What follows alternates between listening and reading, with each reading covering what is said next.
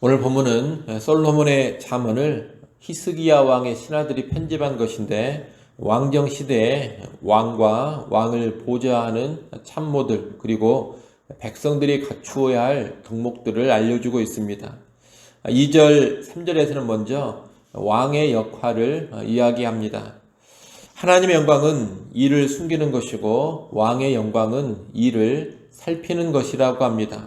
살핀다라는 것은 자세히 조사해서 드러낸다는 뜻입니다. 하나님께서는 모든 일을 주관하고 다스리시는데 그것을 잘 파악해서 그에 부합하게 이 땅의 일을 처리해가는 사람이 왕, 지도자입니다. 그래서 왕이나 지도자에게 가장 중요한 자질은 무엇이냐? 하나님의 마음과 하나님의 뜻을 잘 분별해서 아는 겁니다. 어떤 일이나 사안에 대한 하나님의 뜻은 무엇인지, 그리고 그 시대를 하나님께서 어떻게 이끌어가고 계시는지를 잘 알아야 합니다. 어떤 일이나 사안에 대한 하나님의 뜻을 잘 파악하는 것을 우리가 분별력이라고 한다면, 한 시대를 하나님이 어떻게 이끌어 가시는지를 파악하는 것을 통찰력이라고 할 수 있겠습니다. 왕이나 지도자들은 이러한 분별력, 통찰력이 있어야 하는 겁니다. 분별력과 통찰력으로 다스려가는 왕, 지도자가 영광스러운 왕, 영광스러운 지도자라 말할 수 있겠습니다. 3절에 보면 왕의 마음은 헤아릴 수가 없다고 합니다.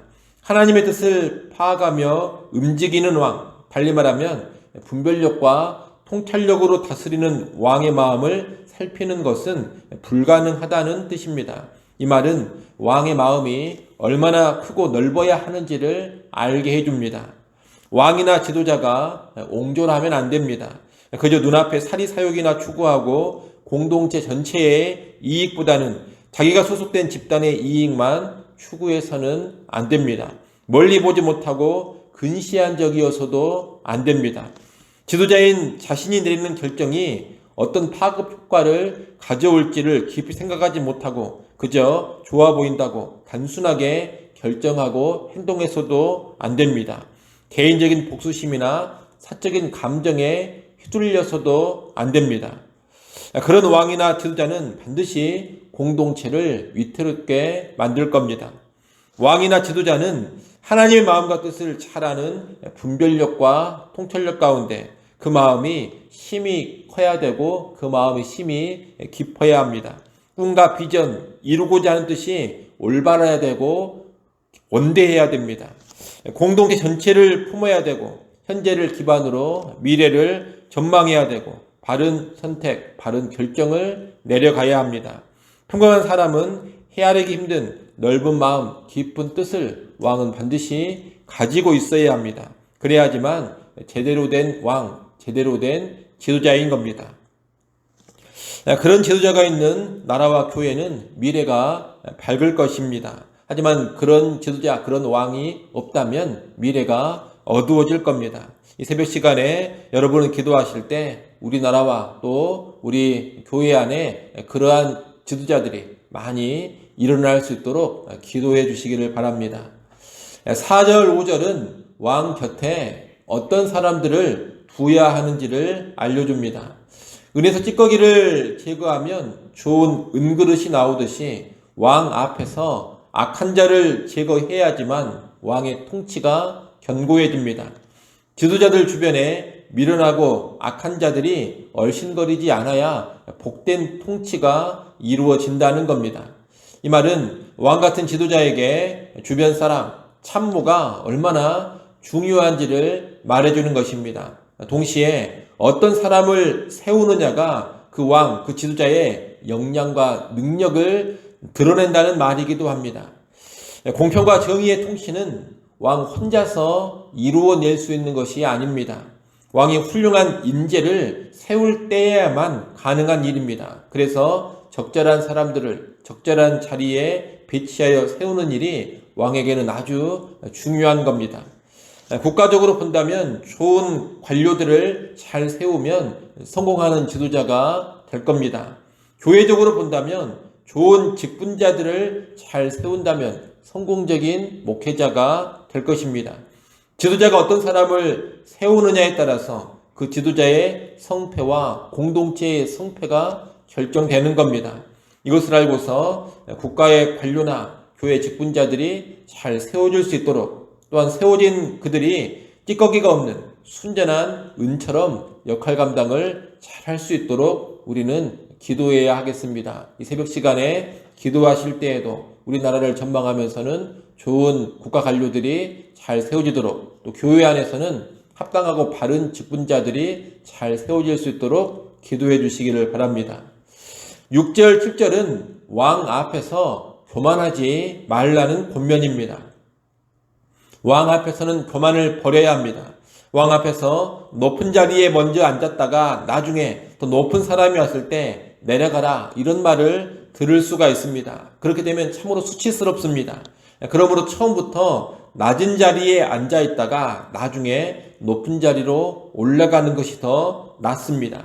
한마디로 왕 앞에서는 늘 겸손하게 처신해야지만 결국 영광과 존귀를 얻게 된다는 겁니다. 오늘날 우리 삶에 적용해 보자면 하나님이 세운 지도자들 앞에서 겸손하라, 이렇게 적용해 볼 수가 있겠습니다. 하나님을 경외하는 것이 최우선이고, 하나님을 경외하는 가운데 하나님이 세우신 지도자들을 존중하고 그 앞에서 겸손히 행하는 것이 지혜입니다. 여러분, 국가 지도자가 됐든 교회 지도자가 됐든 함부로 대하지 않아야 합니다. 자기의 자리, 자기의 위치를 잘 알고서 그 자리에서 충실하게 살아야 합니다. 함부로 권위를 비방하거나 자기 자리를 넘어서 분에 넘치는 일들을 하지 않아야 합니다. 사회에서나 교회에서 내게 주신 자리가 있다면 겸손하게 그 자리를 지켜야 하는 것이고, 그 자리에서 충성하는 사람들이 되어야 합니다. 마음에 들지 않는다고 함부로 그 자리를 내팽개쳐 버리거나 또는 자기 분량 이상의 일들을 탐해서는 안 될 것입니다. 하나님은 교만한 자를 대적하시고 겸손한 자들에게 은혜를 주신다고 약속을 하셨습니다. 이 약속을 잘 기억하는 가운데 우리는 언제나 겸손으로 행할 줄 알아야 하겠습니다. 8절로 14절까지 말씀은 일반 백성들이 서로를 대할 때 어떻게 행해야 하는지를 알려줍니다. 8절에서는 서둘러 나가서 다투지 말라고 합니다. 조급함은 어리석은 사람의 전형적인 특징입니다. 섣불리 판단하고 성급하게 다투다가는 아주 큰 수치를 당할 수가 있습니다. 그러니 다툴 만한 어떤 사안이 있을 때에는 항상 먼저 그 일의 전후를 제대로 파악해야 합니다. 일의 사정을 온전히 파악할 줄을 알아야 합니다. 그래야지만 수치를 당하지 않을 겁니다. 9절은 이웃과 논쟁을 하더라도 논쟁할 사안 그 자체에만 집중을 해야지 상대방에게 인격적인 모독을 한다거나 그가 부끄러워하는 비밀을 이용하지 말라는 권면입니다. 상대방에게 은밀한 일이 있고 내가 그것을 알고 있다 하더라도 현재 논쟁하는 사안과 상관이 없다면 그것을 들추어내고 폭로할 필요가 없다는 겁니다. 그런 모습은 어리석은 모습이라는 겁니다. 국가 같은 경우를 보면 선거 때가 되면 선거와 직접적으로 상관이 없는 상대방의 부정적인 일들을 들추어내고 폭로하는 그런 일들이 많이 있습니다. 또 누구와 논쟁을 할 때에도 논쟁의 주제를 벗어나서 갑자기 상대방의 다른 약점이나 허물을 가지고 와서 떠벌릴 때도 있습니다. 그런데 이런 태도는 하나님 앞에서 지혜로운 것도 아니고 선한 것도 아니라는 겁니다. 논쟁할 때는 논쟁의 주제를 벗어난 다른 말을 하지 않고 해야 될 말만 해야 하는 겁니다. 오늘 우리에게 해야 할 말과 하지 말아야 할 말, 이것을 분별하는 지혜가 있기를 바랍니다. 우리에게는 하지 말아야 할 말을 하지 않는 절제가 반드시 있어야 합니다. 그리고 마땅히 해야 할 말은 하는 용기도 있어야 합니다.